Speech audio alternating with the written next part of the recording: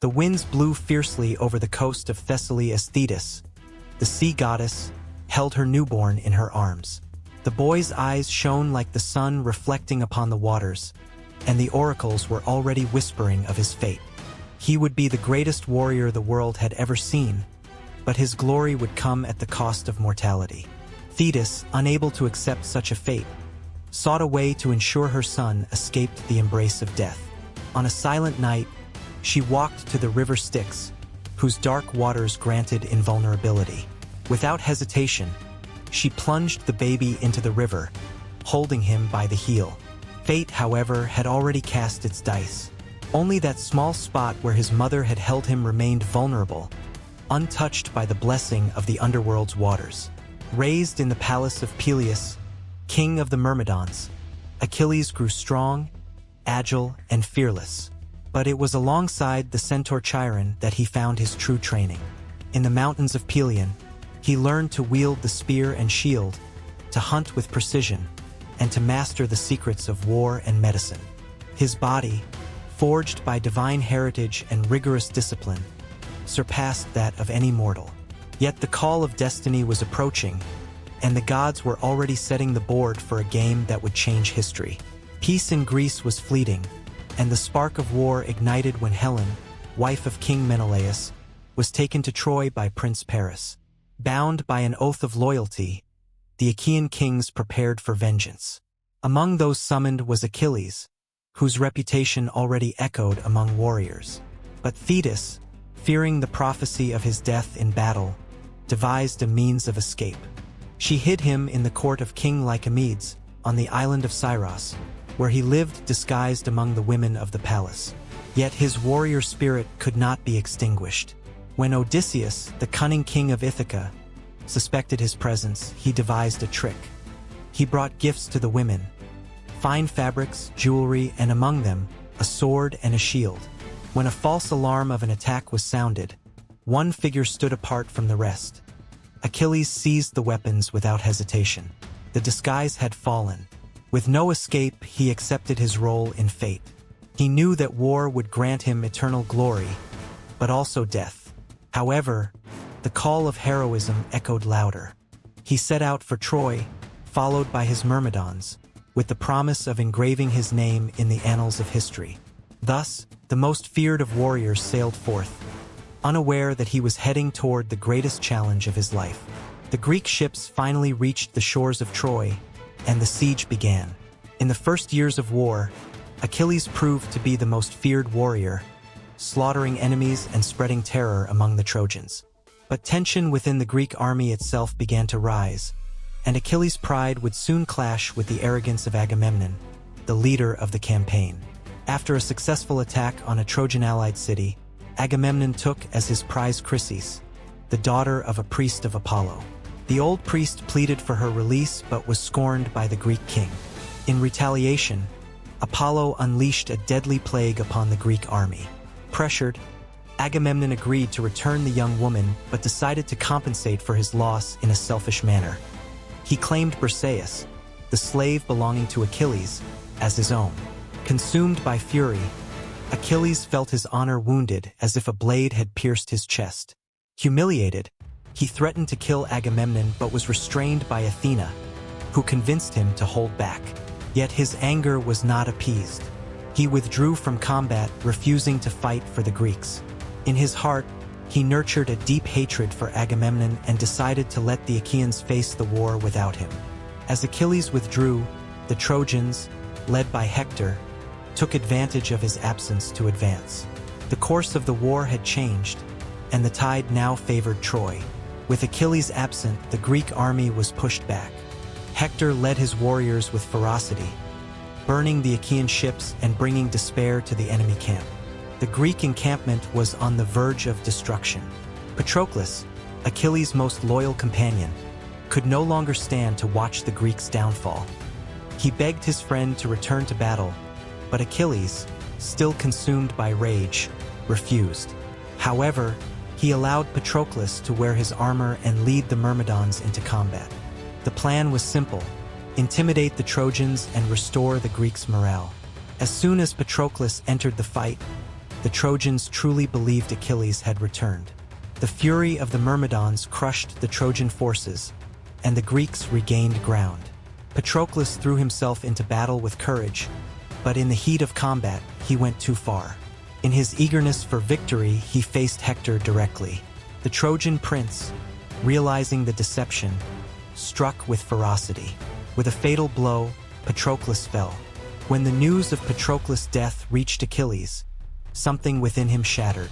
Pain and fury intertwined, giving rise to an uncontrollable hatred. His heart burned for vengeance, and at that moment, his rage was no longer against Agamemnon, but against Hector. The hero who had withdrawn from war now returned, not for glory, but for vengeance. And even fate itself feared the wrath of Achilles. The wrath of Achilles transformed into something beyond human comprehension. The grief for Patroclus' death burned within him like an unquenchable flame. He emerged from his tent with a divine fury, his new weapons, forged by Hephaestus, gleaming in the light of the rising sun. His promise was clear: vengeance. The Trojans trembled at his approach. There was no more doubt. The greatest warrior of Greece had returned to the battlefield. The massacre began. Achilles was a storm of steel and blood, cutting through the Trojan ranks as if they were leaves in the wind. Men fled, but none escaped his spear. He sought not just victory, but annihilation. No soldier of Troy was safe. Then, before the gates of Troy, Achilles found his true target: Hector. The Trojan prince stood firm, knowing that death awaited him but refusing to disgrace his city. The duel was fierce, a spectacle of skill and strength. But in the end, fate was already sealed.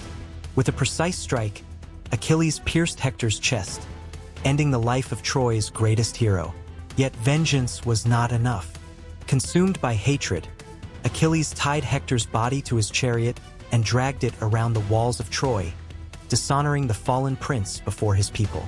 The gods, even those who favored Achilles, watched in disapproval. His fury had exceeded the bounds of honor. Days passed, but Achilles' rage did not fade. He continued to drag Hector's body around the camp, denying him a proper burial. But the gods would not allow such an offense. Zeus sent messengers to instruct King Priam to retrieve his son, not as a king, but as a grieving father. Priam, under Hermes' protection, crossed the enemy lines and stealthily entered Achilles' tent. The old king fell to his knees and begged for his son's body.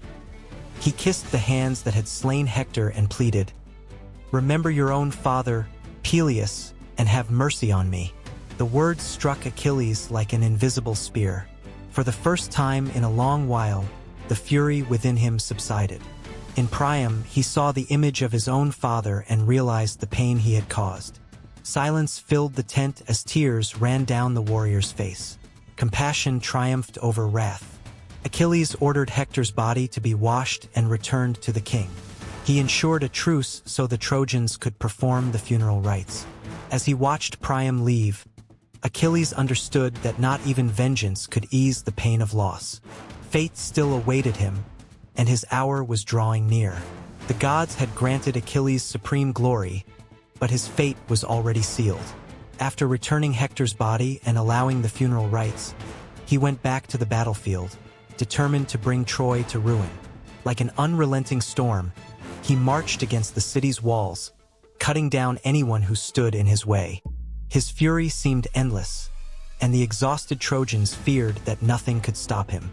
But the gods, who had favored Achilles for so long, now prepared his end. Apollo, the eternal protector of Troy, could not allow the hero to escape his destiny. He guided the hand of Paris, the Trojan prince, who loosed his fatal arrow. The poisoned shaft flew true, striking the warrior's only vulnerable point, his heel. Pain surged through his body like thunder, and Achilles staggered. The war around him became a distant echo. The hero who had defied both men and gods now felt the weight of mortality. With a final breath, he collapsed onto the blood-stained earth, as the winds of Troy carried his name into eternity. The battlefield fell silent at Achilles' fall. The Greeks, stunned, watched their greatest champion succumb not to a warrior's blade, but to a simple arrow. A mournful cry spread through the armies, and the Trojans, despite their momentary victory, knew they had faced something beyond a mere man. Achilles' body was retrieved by the Myrmidons and taken to the Greek camp. The greatest heroes of Greece gathered to pay him tribute. A grand funeral pyre was built, and his body, adorned in gold and weapons, was consumed by flames, as was the custom of great warriors. But his legend did not die with his body. Poets would sing of his deeds for generations, turning his story into something greater than the war itself. The name of Achilles would echo through the centuries, inspiring kings, warriors, and dreamers alike. His fate had been sealed since birth, but in the end, he achieved what he had desired most: immortality through glory.